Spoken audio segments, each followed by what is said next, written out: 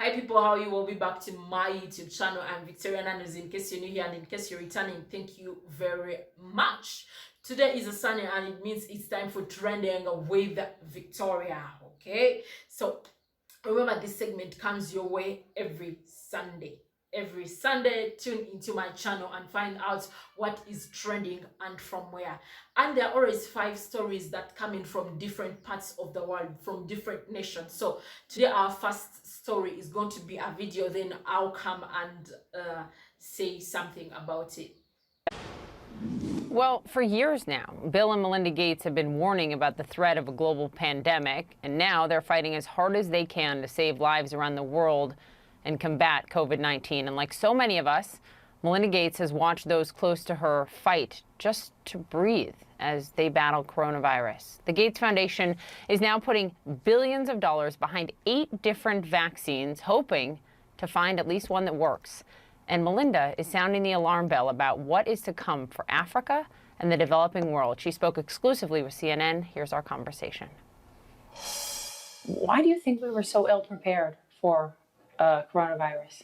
We haven't recognized as a global community that we are a global community. And if we had recognized that and stepped up to it, we would have prepared for this.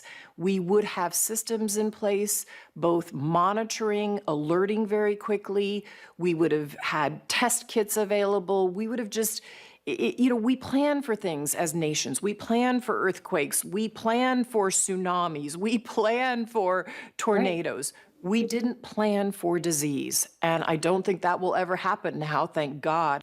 You and Bill and the Gates Foundation are literally putting billions of dollars right now behind the ability to quickly manufacture 8 different potential vaccines just in case 1 or 2 of them may work. The vaccine is the ultimate solution. What we are doing is preparing with our many partners. We're bringing compounds forward, and then we have about 8 different vaccines candidates that will go into trials. Those are the ones we're working on. Their partners working on others as well. There's a little glimmer of hope in just the last few days, and that is a human trial, human testing beginning for one of these vaccines, and the development of it partly backed by you guys from a company called Inovio. How promising is that? I'd say it looks promising. We wouldn't have put it into preclinical trials if it wasn't. But, to be honest, since we've been in this business before of vaccines, you want to have many candidates going into trials. So we obviously put our most promising ones forward first, but I'm going to feel better when we have all 8 into clinical trials. The fact that the data show us that African Americans in the United States are getting coronavirus more and are dying at a much higher rate. When you started to see these numbers come in, what did you think? It was heartbreaking when the numbers started to come in. We thought that might be the case, but what I see is that, COVID-19, if it affects everybody, but affects people differently. We need a national response, and it needs to be equitable. What was the moment like for you, Melinda, if there was one, when this hit you personally? When I saw what China had to do to isolate such an enormous part of their population, my first thought was Africa. How in the world are they going to deal with this? I've been in townships all over Africa in slums.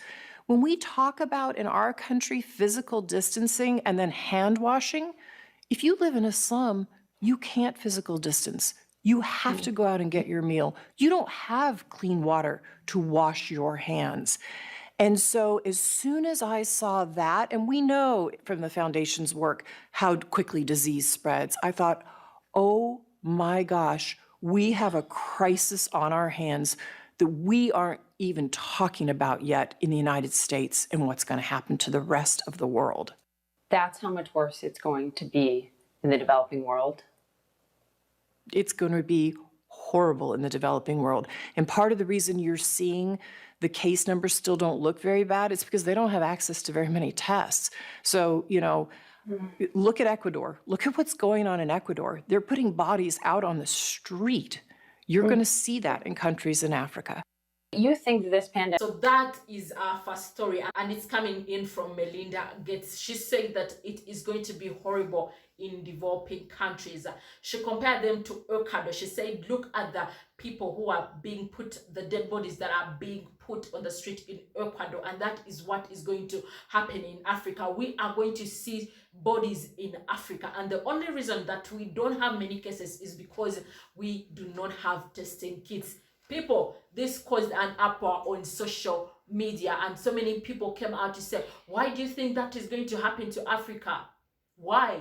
As in, why do you think that horrible situation is going to happen to Africa? Of course, she gave her reason is because the only reason we have few cases, because just to take you a bit back, Africa has the least cases compared to any nation of this world, the least cases. And yes, it has recovery cases, it has some cases of people who have passed on, but those are the least compared to any nation of the world. So when she came out to say this, people answered back, and people were like, no, that is not going to happen in Africa. And yes, wherever you are and you're an African, speak positivity to yourself.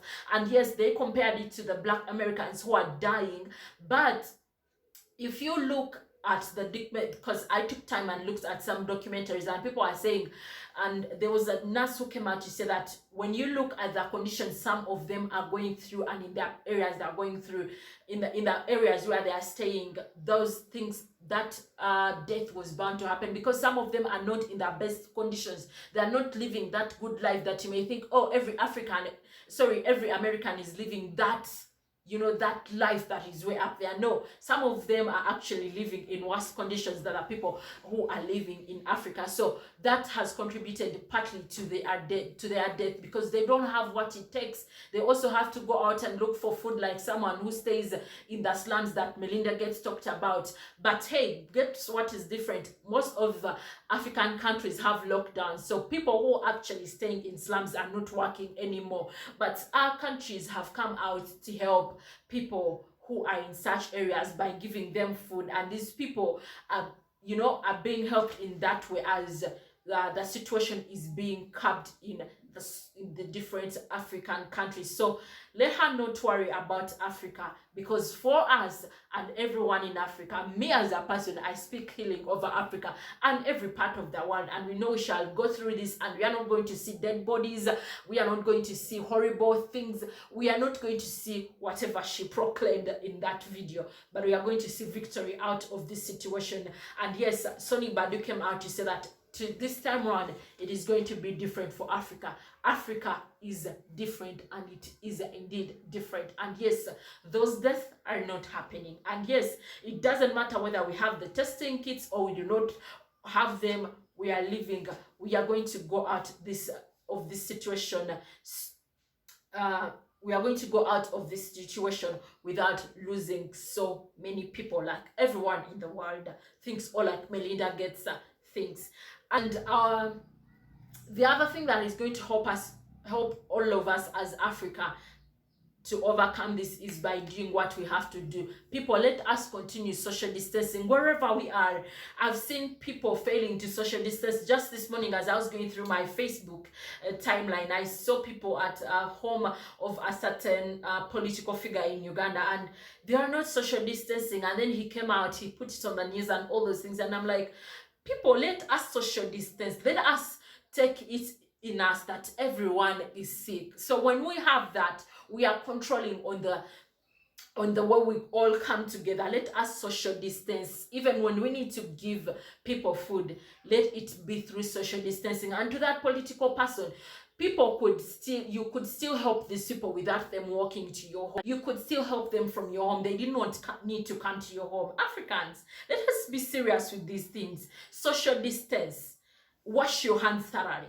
Sanitize. Then use masks for people who have to use them, and we shall not see that horrible situation in Africa. Africans, we still love you, and we love each other, and we are here for each other, and let us all be our brothers keepers by doing the right thing in whatever country we come from, and not necessarily Africa, but the world at large. Let us be each other's keeper, and let us continue to do these things as they are getting the vaccine that will help heal coronavirus, and as so many people are healing, let us also social distance. I think that is where we are failing mostly. It is with social distancing, but we can do it. We can do it, and we can do it for our brothers. And the second story comes in from Uganda, where the Parliament of Uganda allocated 20 million shillings to every MP in Uganda to go and fight coronavirus in their constituencies. And now that was money from the national budget. They are jokers, right? And why do I say they are jokers? Because when you look at Rwanda, when you look at South Africa, when you look at Kenya, they took pay cuts. Oh, okay, their members of parliament took pay cuts to make sure they cater for the people in their constituencies who are going through this situation, people who are going through lockdowns, as in people who are not working. They took pay cuts to help their members, to help their communities. And here we are in Uganda, our members of parliament who are given 20 million. Of course, one MP came out to say that he's returning back the money, and some people came for him, and people shouted at him and like, why would you take it back? Get it and give it to the people. Hey, he has been helping people before even this money came on board. He has been helping different people. He has given to, because there is they created a task force that is receiving items to help out people who are being affected in this situation. Remember that most of us are not working in our countries. And I would speak for Uganda. We are not working. Most of people are not working. Even the people who you used to do those simpler jobs, people who are being paid on a daily basis, are not working. So this things that people are giving in is to help such people, though the government also gave. But people are coming out to support the government to give more to these people. So if the government is helping these people, where are even these people taking that 20 million? You know, such things do not add up. And we, the taxpayers, will sit and ask ourselves, what is not happening? What?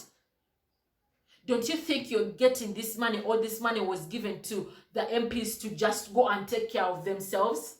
How many will actually go back to their constituencies? Because most of them actually are in Kampala, and people are not allowed to travel back to their home countries. Are not allowed to travel back to their villages in order to control the spread of the virus. So how are they going to get to them? Okay, they will say mobile money, and how about those ones who don't have mobile money? People came out and opposed this, and they were like, this is wrong. This is not the time the parliament, this is not the time the Parliament of Uganda would give 20 million shillings to every MP to go and give to their constituencies, because they do not feel that MPs are going to do that. They feel the taxpayers' money is being wasted, which may be true to a greater extent. So our dear MPs, wherever we are, voted you into those places. Do you think this was the right thing to do? But anyway, how do you blame them when the Speaker of the Ugandan Parliament came out to say that they should not, no MP is allowed to talk about this? No MP has the right to talk about that money. And in total, it was 10 billion. So look at the MPs you voted into power that do not have a voice. The Speaker has zipped them up. She told them not to talk about it. And those that came out to talk about it are actually going to be subjected to disciplinary committees. What is not happening in our sweet country? What is not happening? Where is a Ugandan being helped in all this? Do we think about our people, or do we think about ourselves? Because that is where it leads us to. Who do we think about most? Us? Do you think about yourselves as MPs, or do you think about the people that you rule, the people that you present? And yes, will you really give them that money? And how many will you give? I leave that to us. You can. And the third story comes in from Chadondo East, where the Honorable MP, Honorable Chagulanyi Sentamu, partnered with the CEO of Atlanta Black Star to airlift all Ugandans and Africans who are stuck in China, who are being discriminated in China, and bring them back to Africa or take them to the US, wherever they are. They will be allowed. And Bobiwine went ahead to table this request in Parliament. He tabled it in Parliament and requested the Prime Minister of Uganda, Honorable Ruhakana Rugunda, to look through it. He advised all African leaders, no matter their parties, no matter where they stand within their countries, to support this movement so that Africans are helped. And yes, some of them have started registering, and we are waiting for the Honorable Prime Minister to answer his request to see whether these people can be airlifted to Uganda. And yes, he said in his in this document that these people will be airlifted and will have to go under a quarantine of 14 days. But yes, how are they going to be taken care of?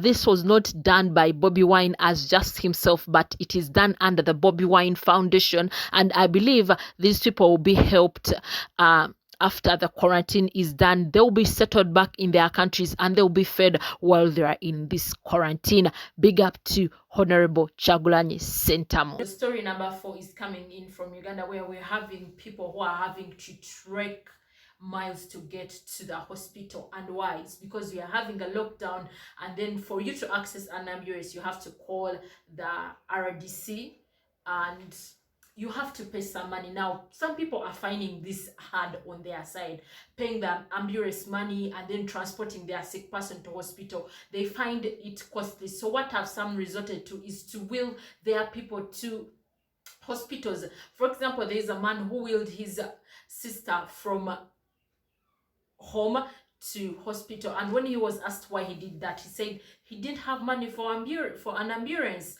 And you understand where he comes from. We are not working. Someone is sick, we are not working, you don't have the money. So for you to pay the ambulance to take for you someone to the hospital, it is costly. So he decided that instead of spending that money on the ambulance, let him just wheel his sister in a wheelbarrow. And he did that. And he's not the only one. There's also a case of a nurse who wheeled a sick person to hospital. And why? Because they could not be able to access the ambulance. And now it's even worse for this nurse, because her picture made rounds on social media and her area RDC called, and she's going to be punished, plus the journalist who took the picture. And I'm like, where is the government in all this? Where are you helping where are you helping your citizen from? Why would we have to wheel people? We are seeing people donating fuel to the government during this corona situation. Yes, there was a task force that Uganda government came up with to receive donations from people. People are donating fuel. People are donating cars. Why wouldn't these cars help people? Why do people need to pay for the ambulance, yet they are not working, yet they do not have money? Why does the nurse even need to be punished, plus the journalist who took the picture of the nurse? Like, truthfully, I do not think this is called for in this situation, but rather the government should come and seek ways of how to help people, because those ones we have seen, those ones now have been able to take their people. They have found solutions. How about those ones who don't have solutions? How about those ones where the ambulance cannot go to? They cannot even call. They don't have phones. How are they going to get their people to the hospitals? And on the same cause, we saw a woman who the police wanted to punish because her child, who was a boda rider, was taking her to hospital. She had to kneel down and beg that do not take his boda. There's no way I would get to the hospital. I cannot afford an ambulance. And on top of that, you want to confiscate my son's boda. How am I going to be able to handle this case? So the government should look through this. With the fuel that you're being given, there's no reason as to why the common man has to pay money for the ambulance, yet you offered. Help us. Because you remind us that, we pay taxes, but in this situation where the tax is helping us, where are you helping us from? From the donations, we see, like I said, we see cars, we see different things. Please help us. Help the common man, because some people are now not going to die of corona. They are going to die because they fail to access the hospital. They are going to die because the government is not there to help. because the ambulance is expensive for them, because they cannot pay the bill of an ambulance every day until their person will get healed, and then they also pay the bill of the hospital. It cannot happen. So government, please, wherever you are, Ministry of Health, RDCs, please help these people. There is no reason as to why we are paying for ambulances in such a time. And so the last story comes in from Nigeria, and it is also coming in on a sad note, where the Chief of Staff of Nigeria died because of coronavirus. We are so sorry that that happened to Nigeria. The Chief of Staff is, by the way, one of the people that are next to the president in countries like Nigeria. Of course, in Uganda, I don't know whether we have the Chief of Staff, but in Nigeria and other countries, they have Chief of Staff. So their Chief of Staff, Haj Abchari, died yesterday, and of course he was buried yesterday. But one of the things that I did not love about his burial was they say there's going to happen a social distancing, but social distancing did not happen. People, I know we have a few cases in Africa, but this is not the right time for us to attend burials. Just here in Uganda, a police officer was caught on camera telling someone that burial is not a necessity right now. People in the village will bury for you. So if we decided that we are going to fight this virus, then even the Nigerian state that came out and punished the actress Funke Akindele-Bello should also have observed that. They should also have social distance. There should have been a few people at the burial. But you say when someone dies of coronavirus, you're not giving them their bodies. And here is the state failing its people. Nigeria, the state failed its own people. We did not have there was no social distancing at that funeral. No. So many people all over. And then there was a clip of one of the people who attended the burial who went ahead and removed his clothes that he wore, that those medical clothes that they wear. He removed them and just threw them wherever he found. They went on throwing gloves everywhere. How are we helping our own people? How are we helping our own people if even the medical people that are helping out are just, some of them are just doing things in such a manner? You're just throwing things that you've used to bury someone who had corona. There are things that those medical wares that you do where you just get and throw anywhere. How are you helping the person out there? And then how are you going to tell someone that do not social distance if the government itself is not social distancing? And yes, some people came out to say that, he's a big man, so he had to be buried. This virus does not know whether you are the chief of staff or you're the president. It doesn't know anyone. It can get to anyone, rich or poor. That is it. It does not discriminate.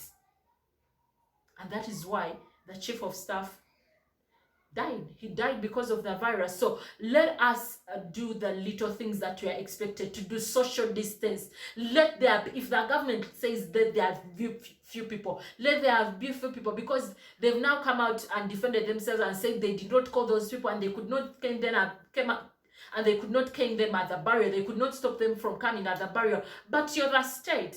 If you fail to control the people, who is going to control them? With a common man? I do not think so. So Nigerian government should look through that and should think about its people. And all those people, I read that they were isolated from public. Let us hope so. Let us hope so, because there were quite many. And yet on burials, they expect to only see people who are in the villages. And maybe the people who do funeral rites services. So those have been my 5 trending stories today. What are yours? Get to the comment section and let us chat more and tell me what really caught your mind this week. What story stood out for you where you are? What story do you think I've not talked about and it needs to be shared? See you next week on the same channel, Trending with Victoria. Thank you very much. Ciao.